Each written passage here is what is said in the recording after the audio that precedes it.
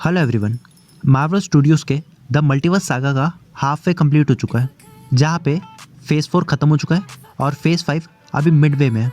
और the multiverse saga की इस जर्नी के बीच बहुत बार मार्वल अपवर्ड गया और बहुत बार डाउनवर्ड, क्योंकि जहाँ पे कोई मूवी की कलेक्शन अच्छी होती है वहाँ पे क्रिटिक्स ने उस मूवी को अच्छा नहीं बोला, जहाँ पे क्रिटिक्स ने जिस मूवी को अच्छा बोला वहाँ पे उस मूवी का कलेक्शन अच्छा नहीं हुआ।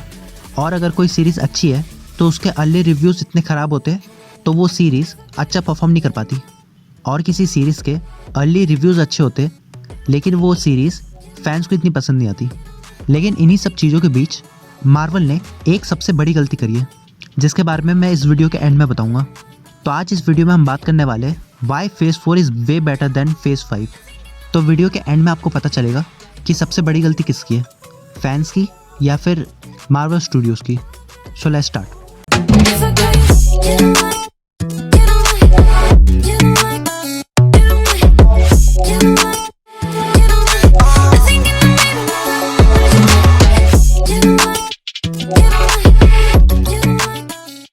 सबसे पहले हम बात करते हैं फेज़ 4 की मूवीज़ की, जिसमें आई थी Black Widow, Shang-Chi and the Legends of Ten Rings, Eternals, Spider-Man No Way Home, Doctor Strange Multiverse of Madness, Thor Love and Thunder और ब्लैक पैंथर वकांडा फॉरएवर। और सीरीज़ आई थी WandaVision, the Falcon and the Winter Soldier, Loki season 1, What If season 1, Hawkeye, Moon Knight, Ms Marvel और She-Hulk Attorney at Law. और TV special आए थे Werewolf by Night और guardians of the Galaxy holiday special. और shorts के तौर पे हमें देखने को मिला था आई एम ग्रूट। तो फेज़ 4 के जो सभी प्रोजेक्ट्स हैं वो 2021 से 2022 के बीच में आए थे, यानी कि 2 साल के अंदर, क्योंकि इस फेज़ का शुरुआत हुआ था वांडाविजन से, जो आया था 15 जनवरी को और चला था 5 मार्च तक। और उसी के ख़त्म होने के बाद हमें देखने को मिला the Falcon and the Winter soldier, जो 19 मार्च से लेकर 23 अप्रैल तक चला था। और उसी के बाद हमें देखने को मिला था लोकी सीजन 1, जो चला था 9 जून से 14 जुलाई तक। और उसी के बाद हमें देखने को मिली थी ब्लैक विडो मूवी, जो आई थी 9 जुलाई को। जिसके बाद उसी के नेक्स्ट मंथ हमें व्हाट इफ सीजन 1 देखने को मिला, जो शुरू हुआ था 11 अगस्त से लेकर 6 अक्टूबर तक। और उसी के बीच हमें शैंग-ची and the Legends of Ten rings देखने को मिली, जो कि रिलीज़ हुई थी 3 सितंबर को।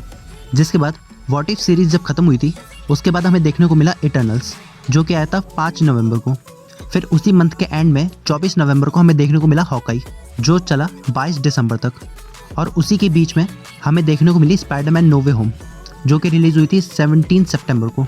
और कुल मिला के हमें 2021 में टोटल 9 प्रोजेक्ट्स देखने को मिले।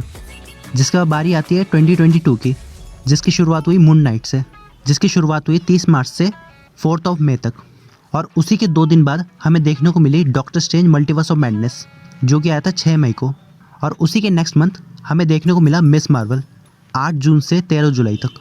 और मिस मार्वल की सीरीज़ के बीच में ही हमें देखने को मिला थॉर लव एंड थंडर, जो कि आया था 8 जुलाई 2022 को।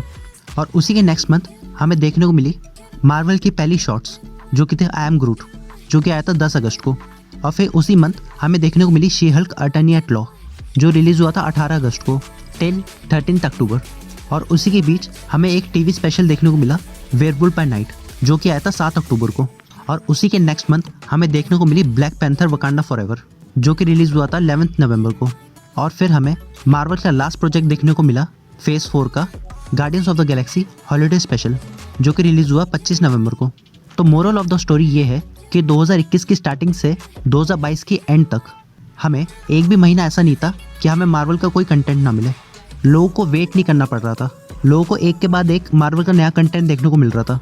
और फैंस इस बात से खुश भी थे, क्योंकि अगर आप फेज़ 4 की जो मूवीज़ आई थी उसको देखोगे तो ब्लैक विडो बनी थी $200 मिलियन के बजट पे, और उसका वर्ल्ड वाइड कलेक्शन था $380 मिलियन।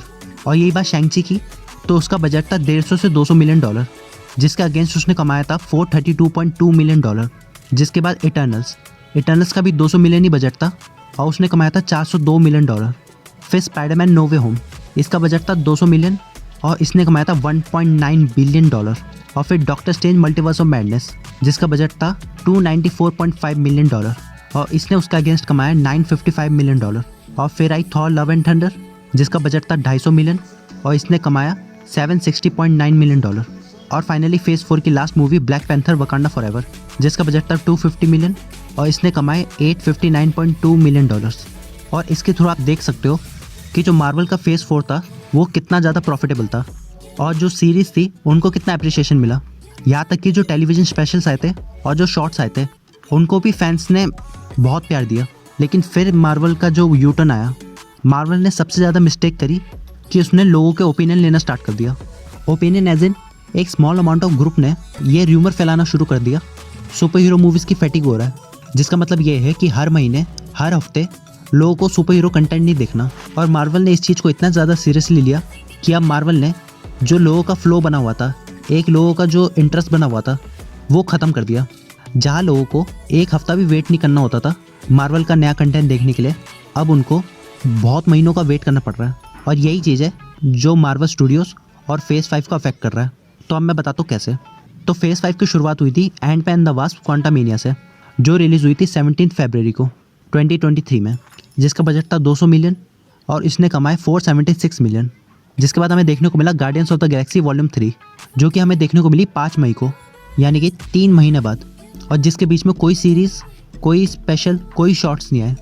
और इस मूवी का बजट था 250 मिलियन, जिसमें इसने कमाए वर्ल्ड वाइड $845.6 मिलियन।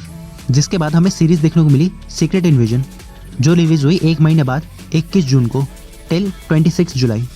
और इसी के बाद हमें 6 सितंबर को देखने को मिला आई एम ग्रूट सीज़न 2। जिसके बाद हमें देखने को मिला लोकी सीज़न 2, जो हमें फिर 3 महीने बाद 5 अक्टूबर 2023 को देखने को मिला टिल 9 जनवरी।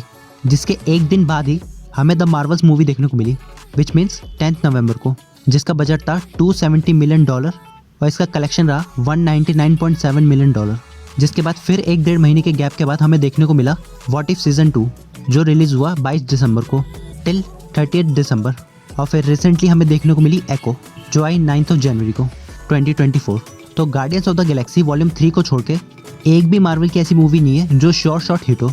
अब फेज़ 5 में चाहे आप बात करो एंटमैन की, द मार्वल्स की या फिर सीक्रेट इन्वेजन की, तो ये सभी प्रोजेक्ट्स मार्वल का जो ग्राफ है उसको नीचे ही लेकर गए। हाँ, लेकिन फेज़ 5 पूरा ख़राब नहीं है। Guardians of the Galaxy volume 3, Loki season 2, what if season 2 और एको सीरीज़, ये ऐसे प्रोजेक्ट्स हैं जो मार्वल को दोबारा से अपने फॉर्म में लेकर आ रही है। लेकिन the multiverse saga the infinity saga से भी बड़ी होनी चाहिए, और उसके लिए ऐसी मिस्टेक्स करना सही नहीं है। अब अगर मैं 2024 की बात करूँ तो सिर्फ हमें एक ही मूवी देखने को मिल रही है, वो भी 26 जुलाई को, विच इज़ डेडपुल 3। यानी कि जो मार्वल की लास्ट मूवी आई थी द मार्वल्स, उससे 8 महीने बाद हमें देखने को मिल रही है मार्वल की नेक्स्ट मूवी, जिसका बजट होगा अराउंड 200 to 250 मिलियन।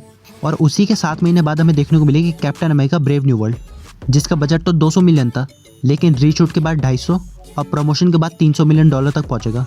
और इसी के बीच हमें एगाथा की सीरीज़ भी दिखने वाली है, जो कि लेट 2024 तक आएगी।